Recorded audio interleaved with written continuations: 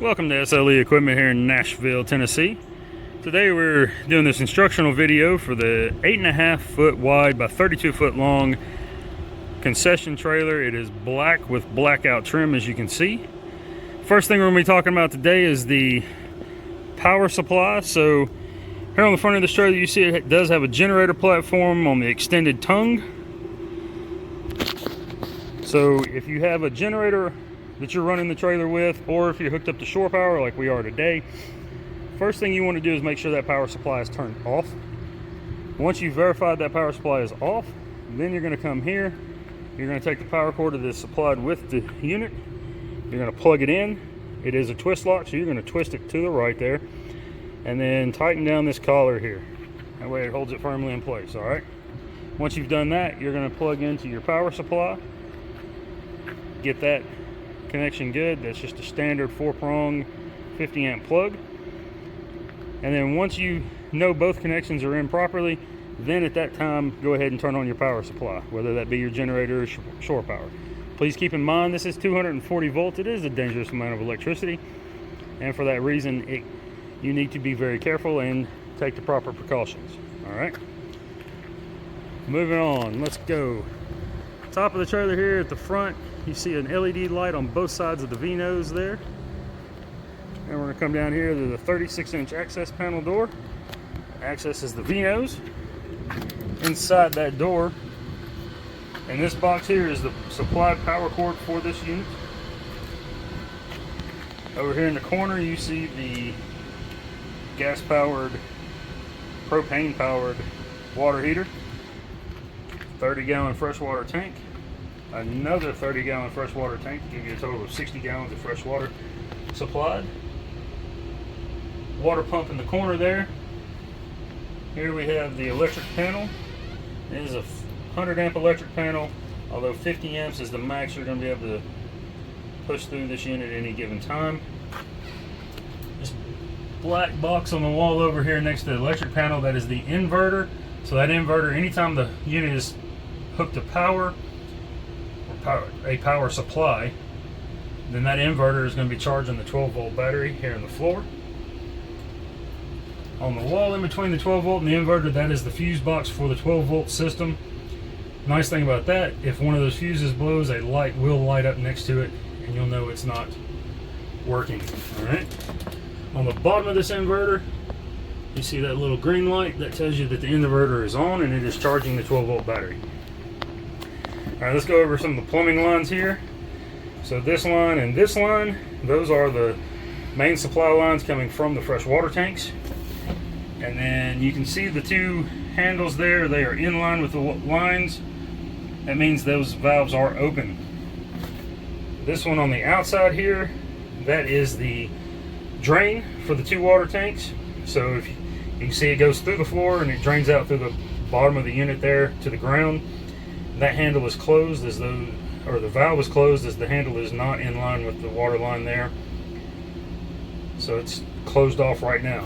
This next one here, this is the blowout for winterization. You'll get the winterization process in a separate video, but it's a pretty simple process. Just connect your air line here, open that valve. You'll have your faucets open. You'll blow all the water out of the lines there. All right, you can see the rest of the plumbing lines in there inside the V-nose section. Real quick, this is the gas line for the water heater. And again, you can see that this valve is in line, so it is open. All right, I do have the gas turned on right now and already operating. We'll go over gas here in a few minutes though. All right, next up, here we have the water access panel.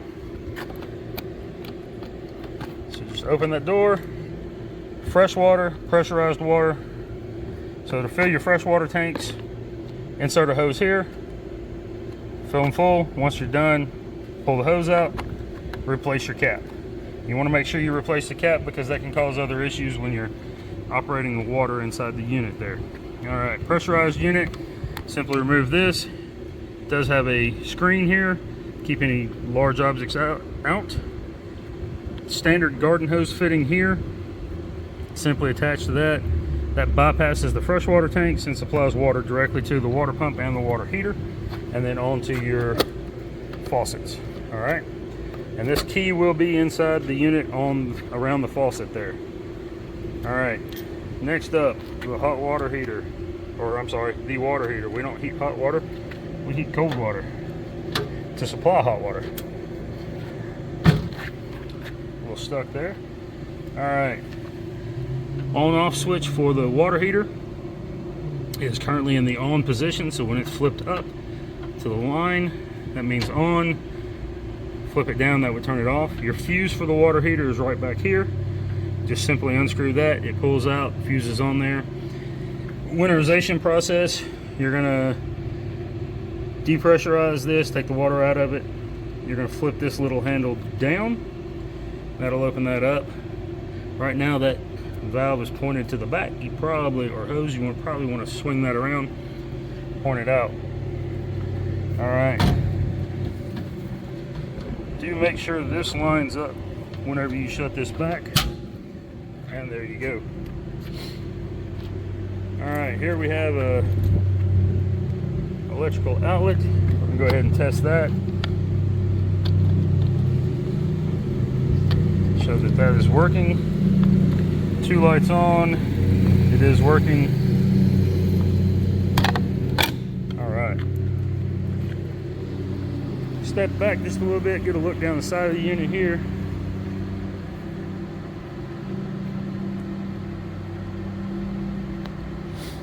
Next up, we have the 36-inch wide by 78-inch tall RV style door with window.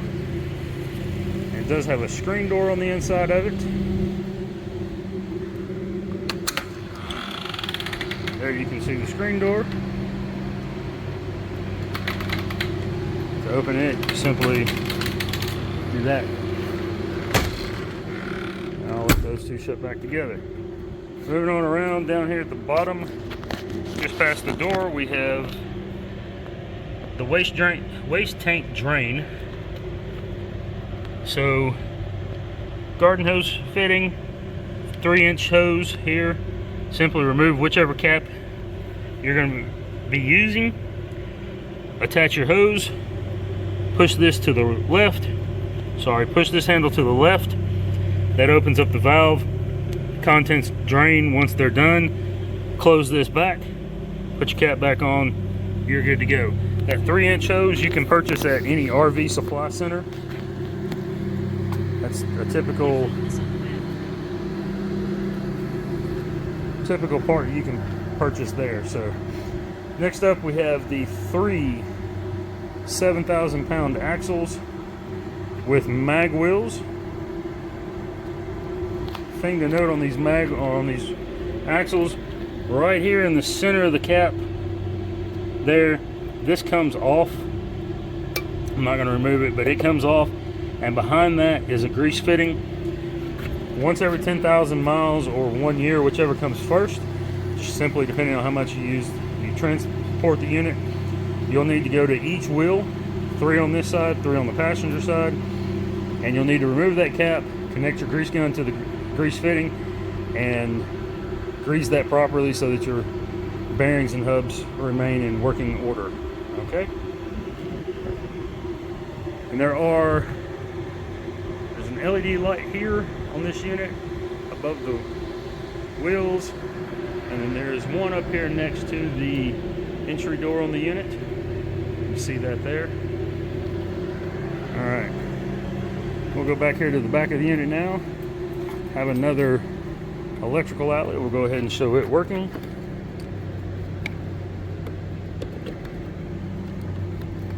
Two lights on.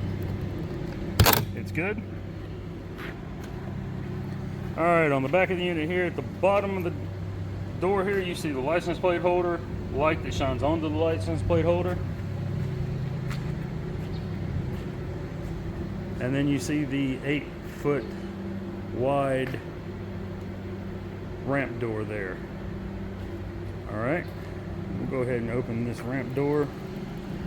I'm not going to lower it all the way down,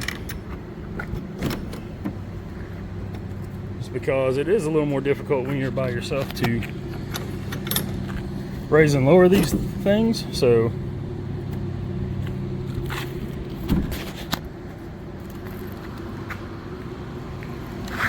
That's a heavy door. All right. And you can see from here, complete access to the unit. Ramp door does have this foldable piece there that allows for a smoother transition.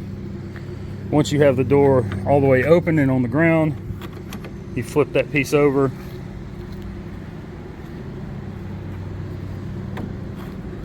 and makes for a smoother transition from ground to the ramp.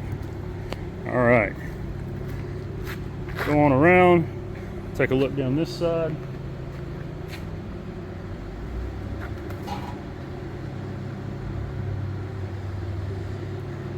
Up top here, you see the LED light at the back corner. Coming on down, another power outlet on the outside. Two lights. I know it's probably a little difficult to see in this video as it is kind of bright out here. However, I promise it is working. Again, 7,000 pound axles, mag wheels. Same thing with that grease fitting in behind that cap in the center of the hub there. All right, so 6 wheels, 6 grease fittings. Please make sure you hit all 6. All right, here we have a 6-foot concession window, LED light on either side. And this one does have horizontal sliding windows and then a flip up counter beneath the window here. To lower this flip up counter, oh, that one's not, there we go. Press one latch, kind of rest your arm against the bottom of it, press the second latch, lower down. Pretty simple operation, can be done with one hand. And that is the concession window there. All right, then we have one more LED up here at the front corner, and then one more electrical outlet here. And these outlets on the outside are GFI. 2 lights on that.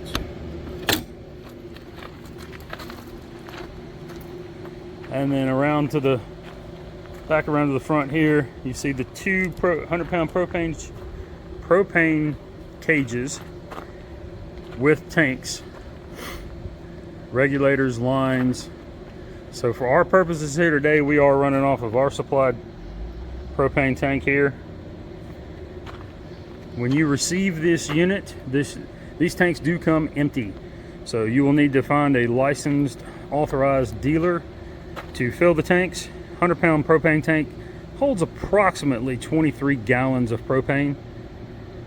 But it is important that whoever fills these knows what they're doing, because if they overfill them, they could potentially damage the valve on the tank or the regulators once it's hooked back up and turned on.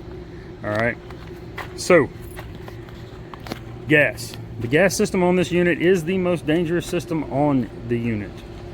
All right, so we use much care and precaution when we are operating the gas systems here. All right, first thing you want to do before turning on any gas, make sure your concession window is open. And we're going to come back around the unit here, and we're going to go inside.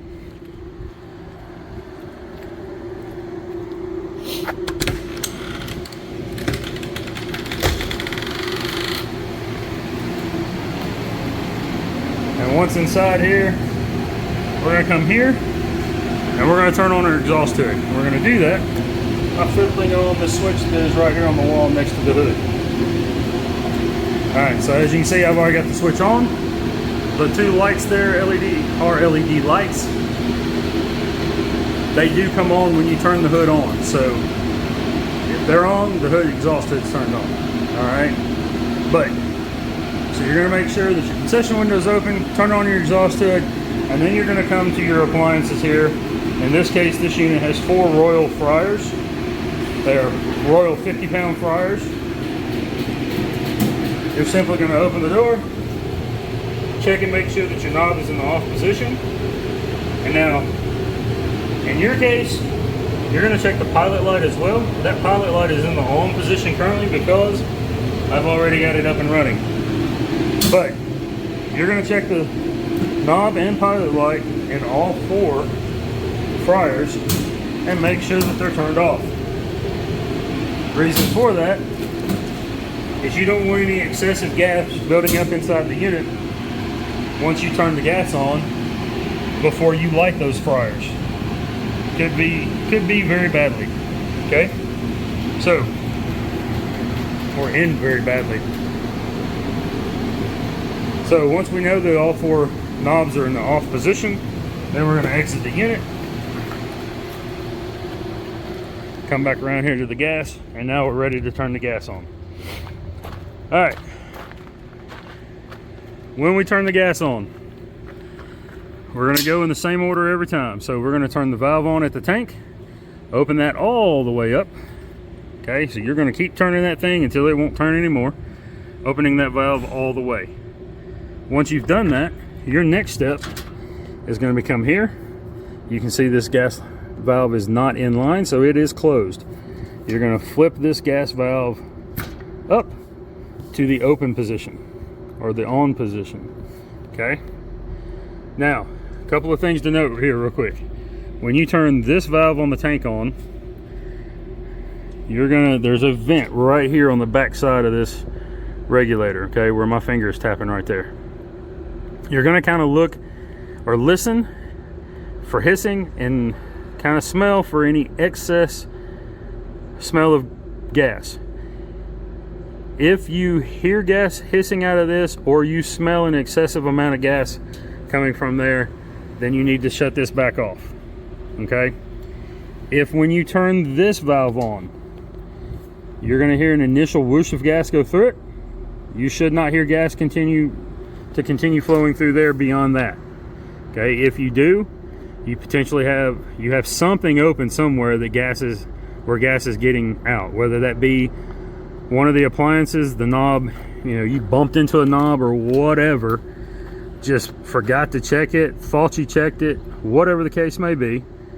Either you still have gas on inside and that gas is flowing, or you potentially have damage to one of the lines on the unit. In either case, if you turn this on, you hear gas continuously flowing, turn this back off, go inside the unit, check all your knobs again. If they are all in this off position, that's not great. If one of them's on, great, turn it off, come back out here, open this back up. If they're all in the off position, still come back out here, turn this back on, listen, you still hear gas flowing, shut that back off, shut this back off, contact your local gas company, have them come out and service the unit. Okay? If when you first turn this on, you hear that gas continuously flowing, you do not need to operate the gas on this unit at that point until it has been serviced by a licensed plumber and they have made any necessary repairs or signed off that the unit is good. Okay? So one reason for that, these gas lines do run underneath the unit here, and as you can see there. So with those gas lines running underneath the unit during transport, exists the possibility that road debris such as rocks, rubber, wood, whatever could kick up off the road, hit one of the gas lines, damage the line, and it's ruptured it. Now you have a leak. Okay, so again, most dangerous system on these units. Just want to make sure that everybody is safe, taking the proper precautions, and not putting themselves in a dangerous situation that could be avoided. Okay. If that checks out, gas is flowing properly there, no hissing, you don't smell an abnormal amount of gas, you're good to go. If you do smell an abnormal amount of gas or you hear the hissing, shut this back off, contact your local gas company, have them come out and service the unit. Same thing, you probably got a bad regulator at that point, right? But we need to get that fixed before we operate the gas on this unit. Okay, so for our purposes here today, of course, again, we are operating off of our supplied tank. So we have this turned on, no excessive flow of gas or continuous flow of gas running through that. We don't have any hissing or excessive smell of gas there at the regulator. So we are now good to enter the unit and fire up our appliances.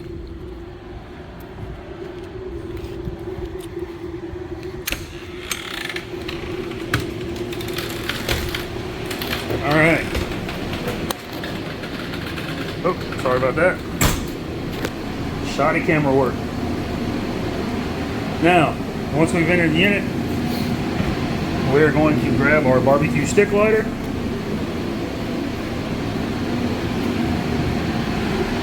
I bought this at Ace Hardware across the street, like $6. But you're going to take your barbecue stick lighter, you're going to come right down here. You're going to turn this knob from off. So off will be lined up with this little dot here. Alright. You're going to turn it to the L on pilot. Once you get it there, push and hold. Okay? If there's gas in the lines, when you shut this off, it is a little easier to light. This can take up to a couple of minutes to light.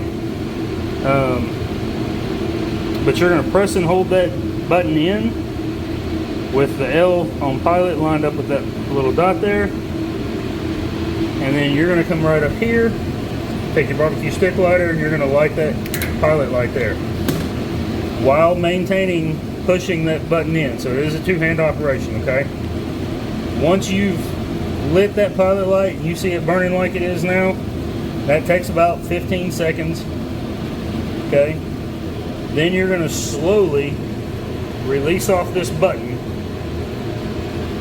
and then make sure that that pilot light stays lit. If it goes out, push the button back in, relight the pilot light, and then hold it in for a few seconds longer, okay? Once you've done that, just let me show that. Once you've done that, then you're just going to turn this, and the pilot light stays lit. You're going to turn that to the on position.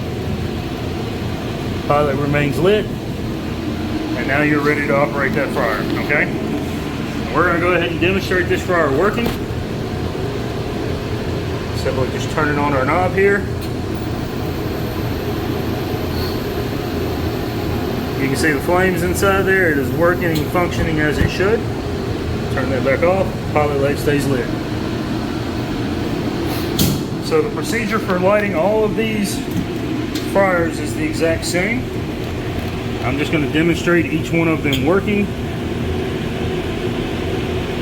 Oh.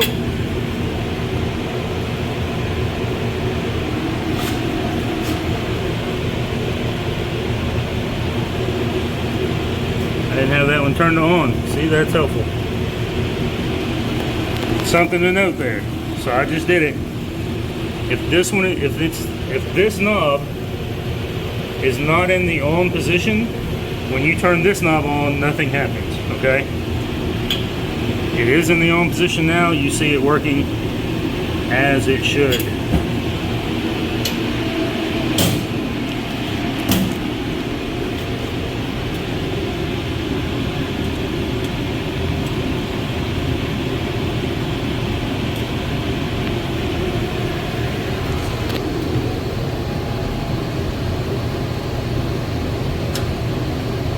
Well, alright, I thought that one was not in the on position. It is there.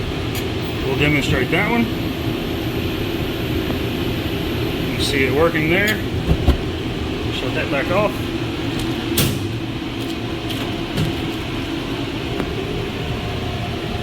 On position.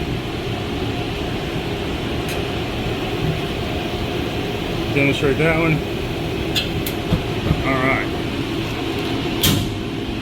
So, that is how we fire up our fryers, okay? You can see here on the table the baskets for the fryers. They do have plastic around them, therefore I remove them because these do get hot even with just the pilot light on. Alright, the rest of the baskets are over here on the counter. So, next step. While we're here, grease hood, exhaust hood. You see the grease filters in place. Once a week, you'll need to pull those grease filters out, wash them with soap and warm water. To pull them out, simply going to come here, lift up. Let's get in the center here. Lift up, pull out, drop down, okay? Same thing going back in, just reverse. Insert at the top, push in at the bottom, drop down into place, and there you go. Now, what you don't want to have is these large gaps. So you want to close those gaps up as tight as possible anytime you remove these. And every time you operate this, make sure those gaps are closed up as tight as possible, okay? In behind that piece of paper there is the grease cup for this unit. The grease cup goes on the wall right there on those two little prongs. It mounts right there.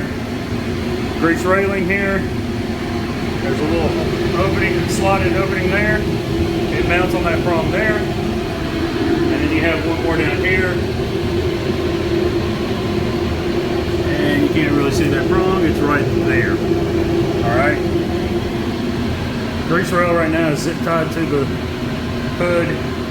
Once possession of the unit is taken, then you can just cut those zip ties, hang that grease rail in place. There's only one way to hang it, so don't worry about that.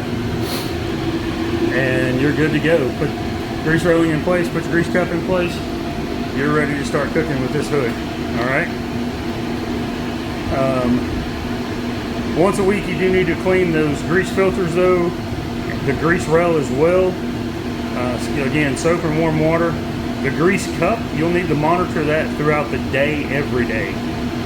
Alright, you may have to clean it a couple, 2 or 3 times a day. Just depends on how much you're cooking, how much grease is getting up there and draining down into the cup. So, just food for thought on that. Alright. This hood is a 7-foot hood.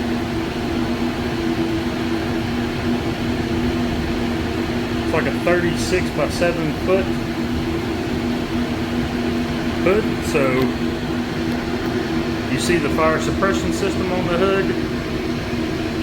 There is it set in place for the 4 fryers.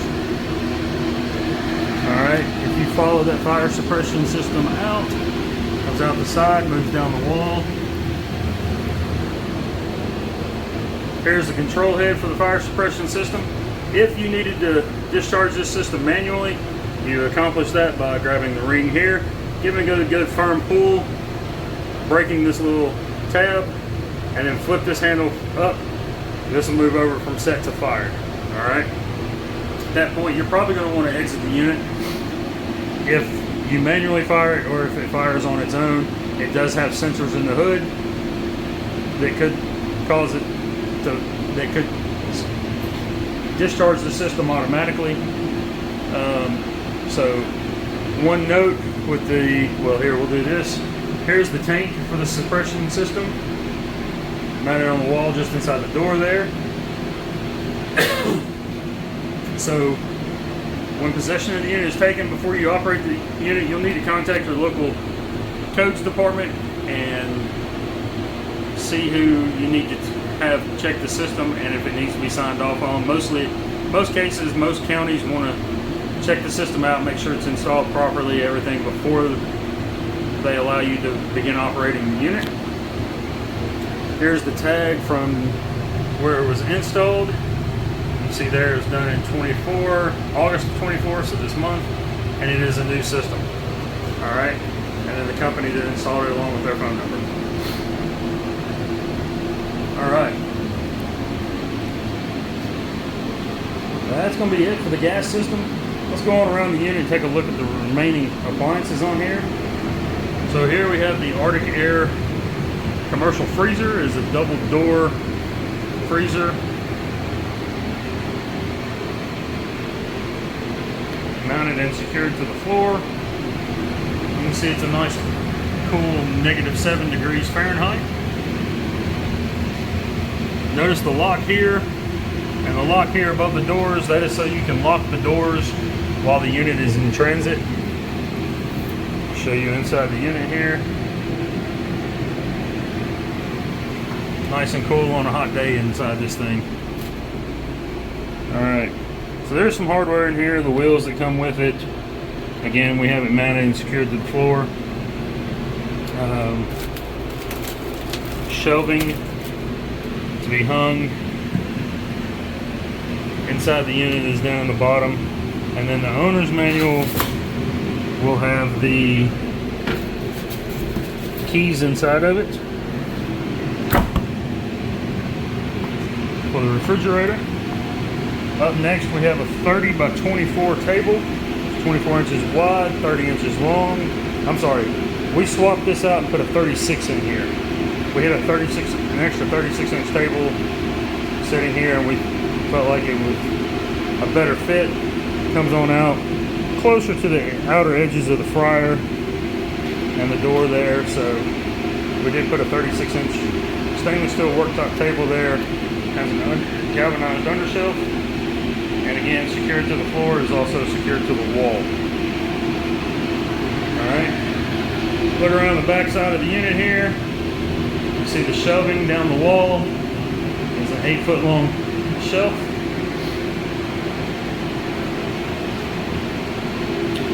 There is a power outlet here, so we'll go ahead and show you that working. Again, 2 lights, it's working. We're good there. Another outlet back here at the back. 2 lights, we're good. Inside of the ramp door. And then on the passenger side, another 8-foot long shelf.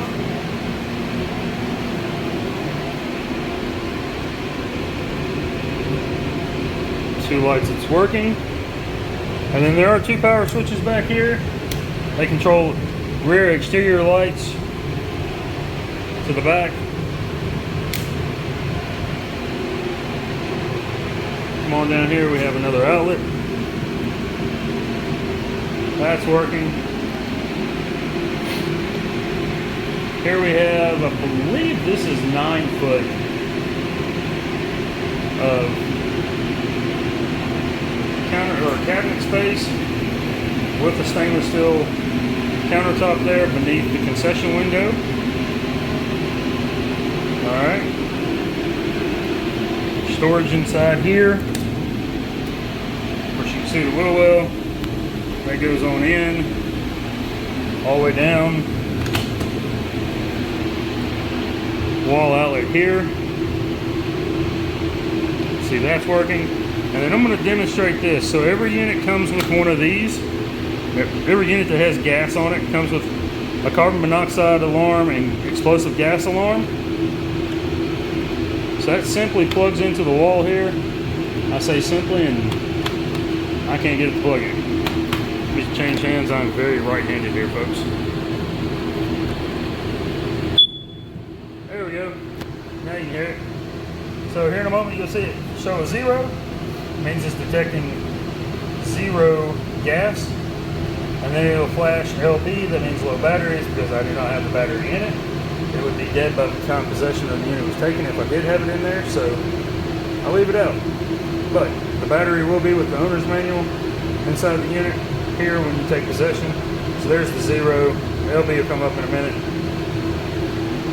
But if this thing is detecting any levels of carbon monoxide, it will show a number as to what level it's showing or detecting, and then it will alarm if it has, once it gets to a certain amount of carbon monoxide detected.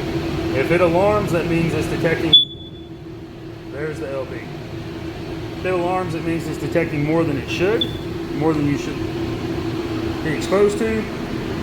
So at that point, you probably want to exit the unit, shut the gas off, check your hoses, things of that sort, maybe, or contact the local gas company, have them come out and check everything out, check the equipment out, make sure everything's in proper working order.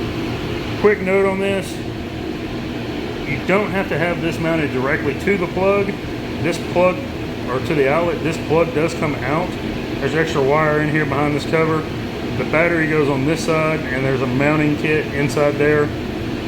So you can take this off, pull that plug out, run your wiring over, plug the unit into an outlet, have it mounted wherever, up above, off to the side of, however you want to do that.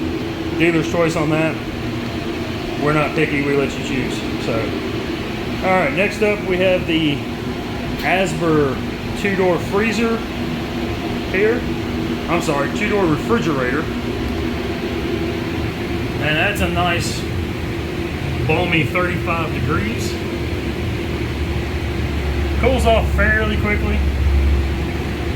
It had only been plugged in for probably 20 minutes or so before I started this video, so it should be down around 32 degrees once it's hit about an hour or so. Same thing here, locks above both doors. You can lock those doors, and I'll show you the inside of this unit here. Shelving in the bottom. There's the fan. Owner's manual, and you can see the keys up at the top of the owner's manual there for the door locks. Alright. Then up here we have the 18 by 36 stainless steel work table with galvanized undershelf. Again, securely mounted to the floor and the wall. And then we do have another outlet here. This is a GFI. 2 lights. It works. Alright. And then here above the sinks we have the shelf and the V-nose there. You do have a stainless steel. That is stainless steel on that. Alright. And then there's a stainless steel top as well here. A couple of manuals here for the fire suppression system, the air conditioners that are in the unit, things of that sort.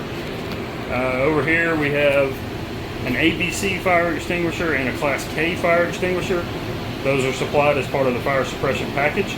The Class K is required in every commercial kitchen in all 50 states, so we do supply those with that package. And then of course we have the 3-bay sink, and then the hand wash station over here. Alright. All 3 sinks do come with a stopper. I had those out while testing this, so we'll set those back down in there. And then I want to just show you the water and the hot water, or how the hot water works and the water heater works. So here you have a down and up button, so you can set the temperature on it. Power light is on, that you know it's on. Alright, so you can change it back and forth between Celsius and Fahrenheit by hitting the button there. So when you turn the hot water side on here, you want to make sure you have a good constant flow. But you see, here in a second when this kicks in, the flame right there. So that flame tells you that the water heater is on and it is working. Alright, and you'll see that water start to heat up. I have it set for 120. It'll reach that here in a moment. There it is. So 120 degrees Fahrenheit. That's the water temp we're currently pumping out. We're going to test it.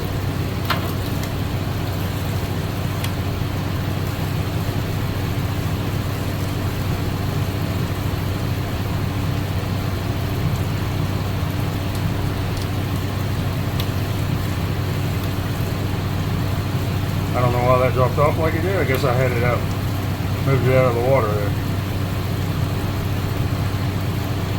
There we go.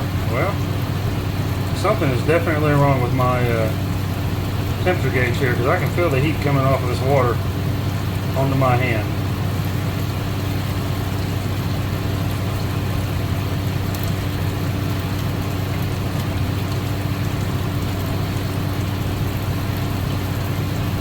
My hot water gauge, or my temperature gauge there, is on the fritz. The thing is not working properly.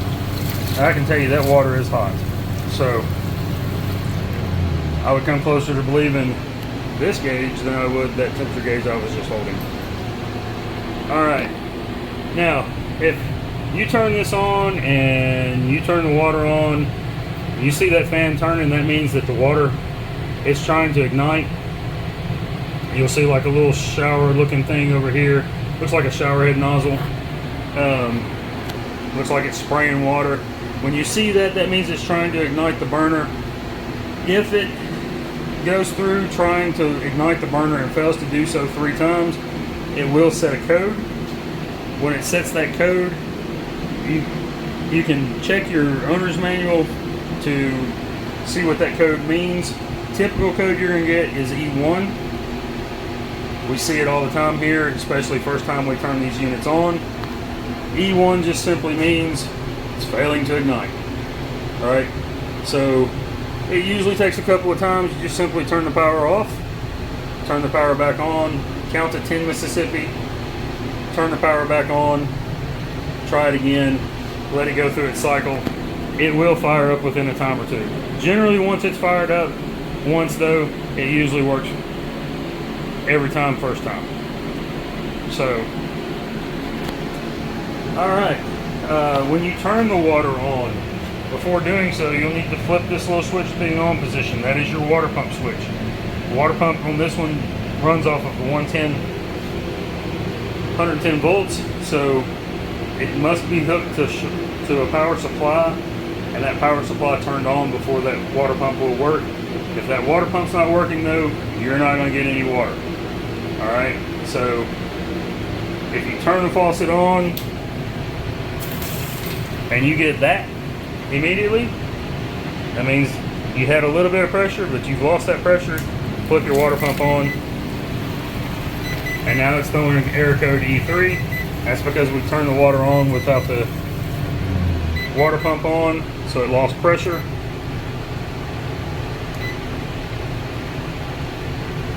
Simply turn that off.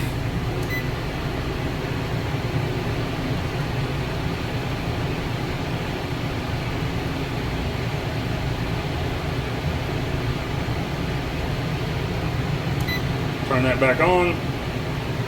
It shows our set temp. Now you turn the water back on, you hear it running. You see it's attempting to work. There's your flame. It's heating water again. Alright, simple as that. Alright, that is, last couple of things here. So this unit does have 1, 2, 3, 4, 5, 6, 7 LED lights inside. Has a heat and air unit here at the back. So this heat and air unit, this is your temperature setting switch knob. This is your on-off knob. So you have off, high cool, low cool, high fan, low fan, high heat, low heat. And then this black switch here and this black switch here allow you, if you flip those switches to the outside edges, then it shuts off airflow from that side. Okay, so if you wanted to just blow air toward the back and let it recirculate back up, you flip this one off, leave that one open. That's how your air is going to flow. Okay, same thing with the air conditioning unit up front. And then this one also has,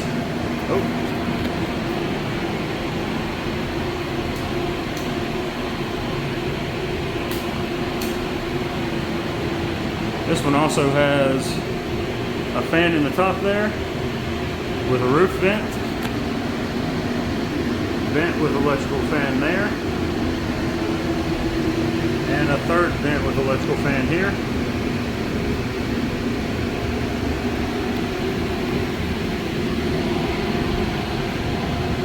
So that's the 3 fans, 2 air conditioners on this unit.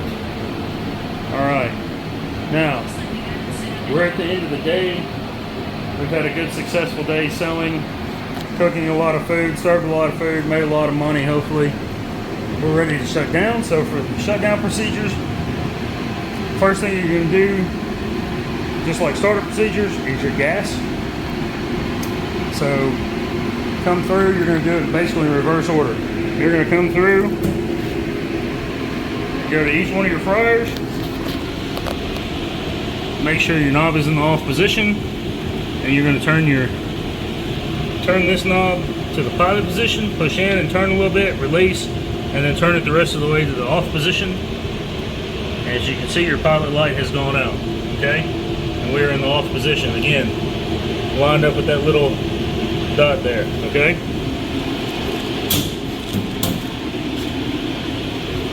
And we're going to do this on all 4 appliances.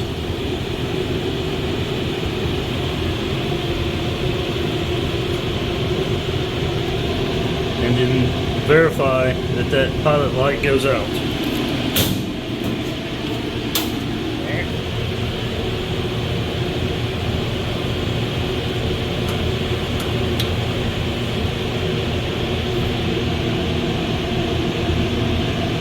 It's glowing, but you see that glow going down. You don't see the blue flame there, though. Alright. Off position. Off. Pilot light is off. We're good there. Alright. Once you've done that, you've verified that all your appliances are turned off. Next step is to go back outside the unit.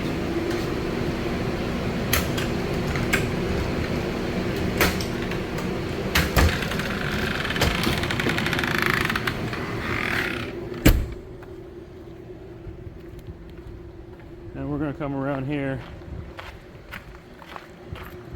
and we're simply just going to shut things down. Alright, turn that off. Come to your tank. Close that valve.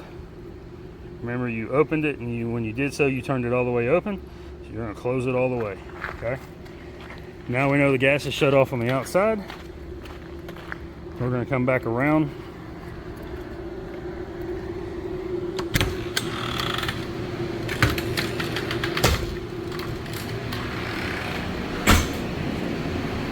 And now at this point, we know the gas is shut off to the unit.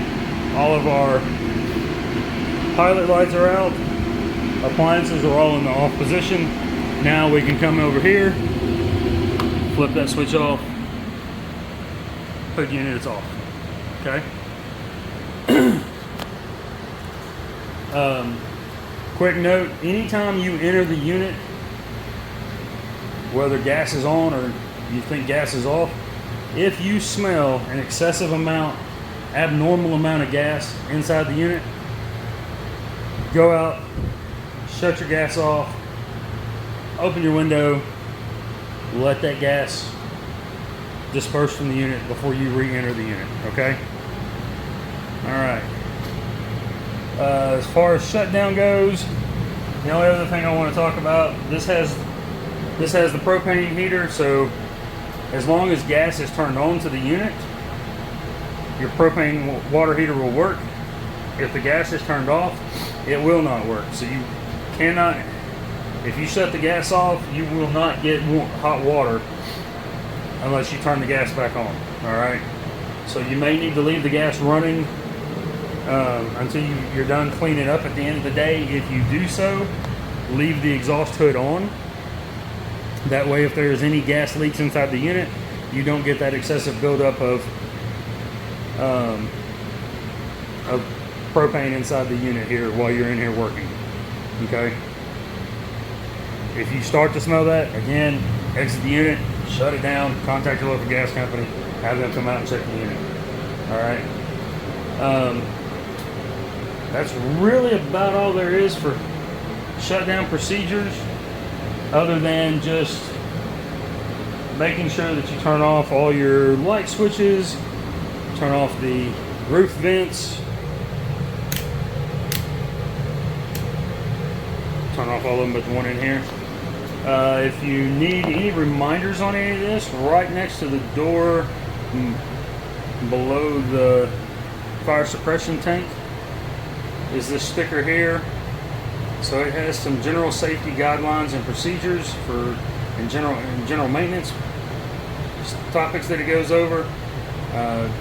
Startup procedures, shutdown procedures, before transit procedures. Just a good quick reference until you build the habit of checking this stuff every time. Make sure any loose items on your shelves or tables are put away in a safe place before you transport the unit anywhere. Gas valves and tank are turned off. Exhaust fan is turned off. Your power source is turned off. Before transit, you need to check your lug nuts and the pressure on all your tires. Make sure that your blinkers and brake lights and turn light or running lights all function properly. Any hoses, waste drain hose, water supply hose, anything like that is disconnected, stowed away, caps are back in place where they should be, things of that sort. All right. So, hope this was at least informational. And we appreciate your business here at SLE. Thank you. Have a great day.